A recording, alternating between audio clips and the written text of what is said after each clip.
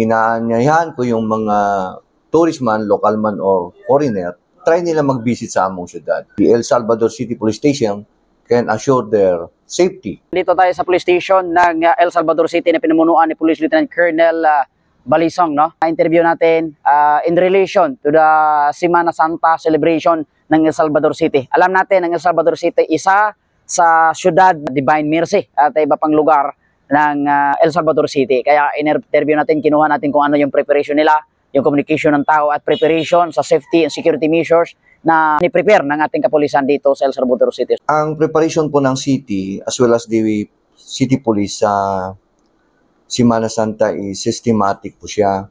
Kasi ang local government unit namin is nag-create po sila ng incident command system wherein the city police is just a part of that.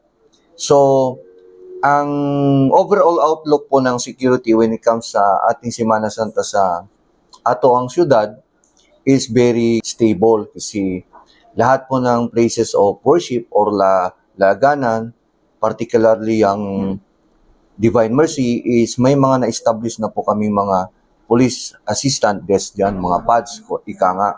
And then sa mga other places of convergence ng mga tao, meron po kami mga nakadeploy dyan na mga uniform personnel at saka mga plain clothes sa ating mga intel section natin. Try nila mag-visit sa among syudad kasi the El Salvador City Police Station can assure their safety sa aming lugar. So ngayon, ikutin natin yung mga area nila. Sabay tayo.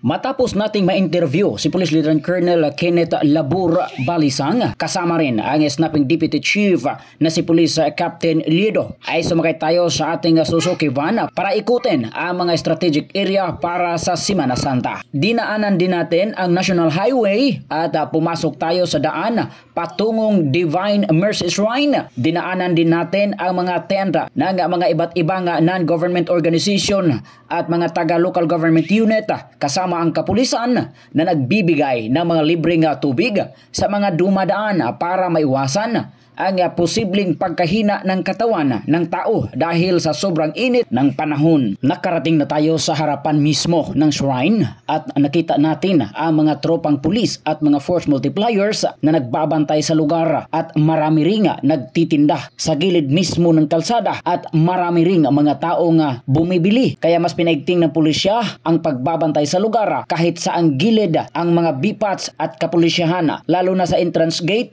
sa nasabing shrine, at mahigpit rin ang pag-inspeksyon sa mga pumasok sa loob ng Divine Mercy Shrine. Isa-isang tinatanong ng mga gwardya at kapulisahan ang mga pumasok at kontrolado rin ang pagpasok para iwas gitgitan sa loob ng mga parking area sa lugar, at marami rin ang mga underground observer sa paligid para siguruhin na ligtas ang lahat ng mga taong pumupunta sa naturang shrine, lalo na't maraming mga dibuto na nasa loob mula sa iba't ibang bahagi ng bansa at may mga dayuhan pa. Andito tayo ngayon sa entrance mismo ng Divine Mercy, El Salvador City.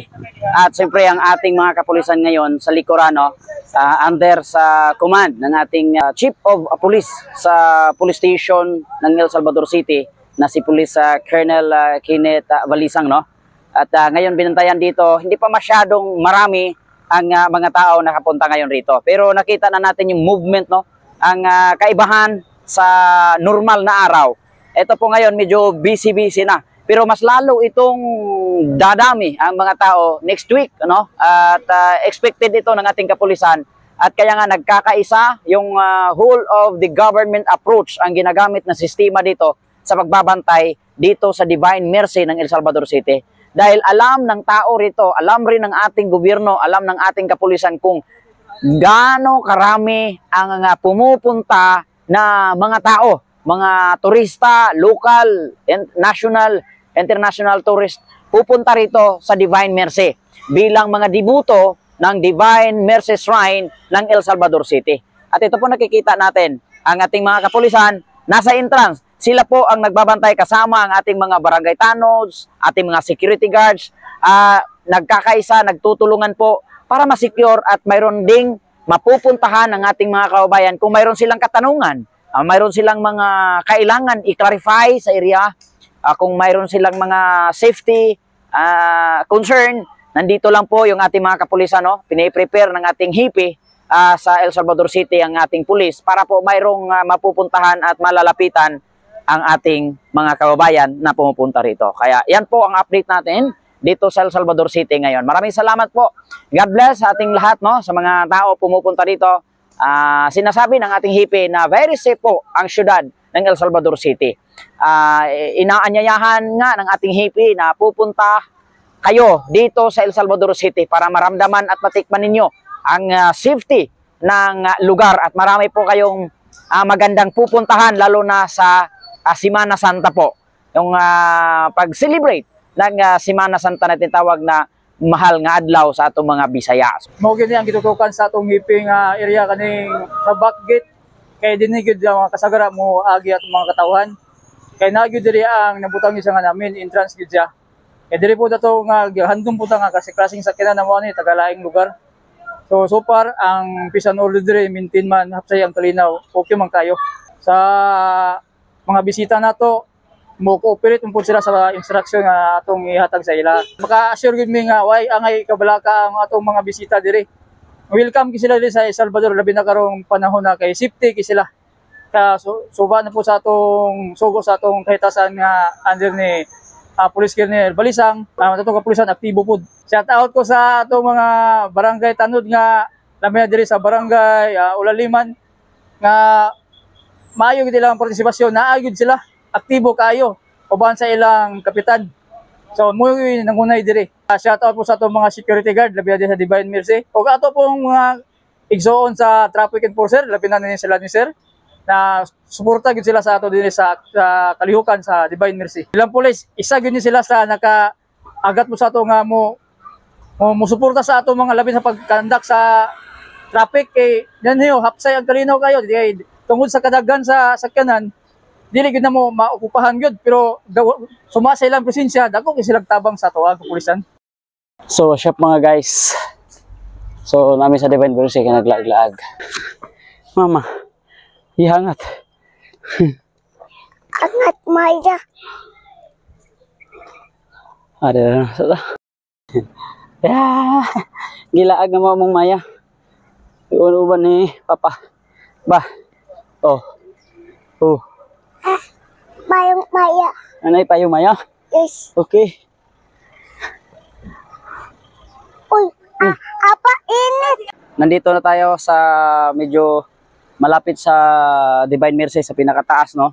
Dami ng mga tao rito na nakapunta at marami pong mga sasakyan. Medyo traffic talaga yung area. Kung gusto kayo pupunta dito, huwag kayong magdala ng sasakyan. Diyan lang kayo sa highway maghanap mga parking areas para hindi kayo mahihirapan kasi one way lang po ang daan natin ngayon dito sa Divine Mercy. From the highway, through and through lang po ang daan natin going to the area kung saan yung exit. So one way lang. Mas maganda yung maglakad lang tayo galing sa highway papunta dito sa Divine Mercy. Kung gusto natin na hindi tayo maabala sa trapiko. Sa atong mga rescue line personnel, ang ilahang trabaho diri is pagtabang kung dunay mga nakinahanglan sa inyong tap, dunay mga like makuyapan, kabuhion. Tungod po diri sa area no nga medyo bukid-bukid ba, layo then init ang panahon then atong kaigsoon. Oy, sige sir. Mo adto ko dito kuya. Salamat kuya. Then dunay makaigsunan to sa hay, walay saktong kaon so pag-abot diri dunay kabuhion. So kining rescue line di ay nato isa ning mutabang sa paghatag og first aid sa mga kaigsunan nato diri nga mobisita dinhi mismo sa Nesgutang area no aron nga matabangan pod og matubag ang ilang kinahanglan dili lang sa usa ka bahin nagkalain-lain mga force multipliers mga nitabang sa atong komunidad. Isa ni ang ato ang rescue line personnel nga muhatag usab og first aid sa atong mga kaigsunan nga mga nakinahanglan diri sa area. Kami happy to volunteers to help sa atong komunidad. So at least isag nga nara dako dapat may katabang dapat sa community. Ani mga heat related kanang na medyo maglain imong paminaw, wala ka kuyapon, so ba kanang kasagara magig karon ang among naatin is anang wala bitaw ni kaon then init pasmo manay kasagara naay ganina ni tigulang natapilok na Laway kay 72 years old na pero kumbati pa bisag tos layo niya ni gidiri. So mora gyud na among sakaron mo ginay kasagara nga makuan gyud namo mga heat related lang. Pero at least nga on time na gid mi nakatabang sa atong mga isigitaw.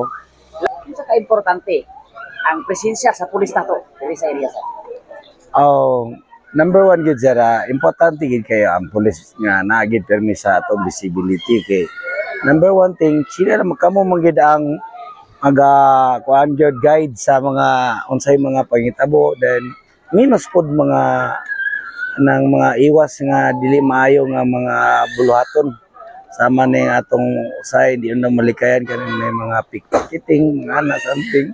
Siyag na diri simbahan pero walay patawad bedang mga daotang elemento biya. Iba ang maramdaman ng isang tao kung makapunta rito bilang bahagi sa kanilang paniniwala. Nagsisindi ng mga kandila at nagdarasala base sa kanilang pagkakaintindi. Ito'y nirerespeto rin ng ating gobyerno kahit ano ang ating paniniwala. Subalit kailangan na alerto rin ang ating kapulisyahan sapagkat marami na po ang patunay na may mga paniniwala ng ibang tao na mas prioridad nila ang sariling katuruan kahit labag sa karapatang pangtao gaya ng ginawa ng mga organized crime groups, kasama na ang gawaing terorista gaya ng nababalita natin sa buong mundo at sa ating bansa. Kaya mas marami ang tumulong sa kapulisyahan dito sa pagbabantay maliban sa mga personahe mismo sa shrine at barangay peacekeeping action teams para mapanatiling ligtas ang lahat mula sa mga mapansamantalang espiritu ng mundo. Marami ding pumunta rito ng mga hindi mga debuto para lang masaksihan ang ganda ng isang lugar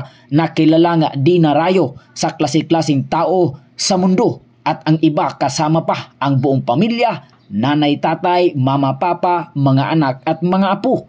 Mabuhay ang syudad ng El Salvador City, mabuhay ang pulis Misamis-non kauban mo, at mabuhay ang Police Regional Office Stand. So guys, may hapon nata diri sa Divine Mercy Shrine sa El Salvador City. So nakita na to karon ang mga katawan, no? Daghan gayo ang mga tao nga naa diri. But so far sa pagkakaroon, no, medyo ang crowd dili kaayo ingana ka daghan ikumpara lugar sa pinaka day ugma expected na to nga daghan pa kaayo. Hello. Barko. Nagnaa pa. Screen or trapal? Trapal nga na screen. Bayad siya na.